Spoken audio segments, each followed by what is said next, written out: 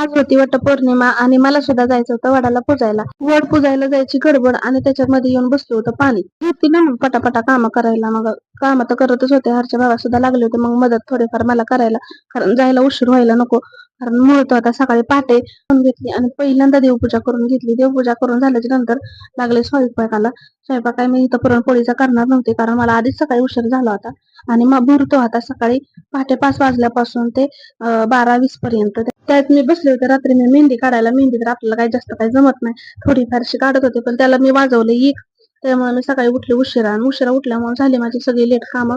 आणि तिथून मी कधी पुरणपोळीचा स्वयंपाक करणार होते. मला काय होणार नव्हता. त्याच्यामुळे मी शेवयांची खीर, पुरी, मस्त असा आमरस आणि पिवळा बटाटा असा छोटासा स्वयंपाक करून मी पटकन असा घेतला आणि देवाला जाण्यासाठी ताट करून घेतलं. छोटासा मेकअप सुद्धा करून घेतला. मस्त अशी गेले वडाला पुजायला.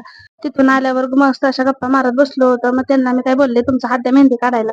त्यांनी काय हात दिला नाही. ते मला काय बोलले की तुला जिथं मेहंदी काढायची तिथं काढ.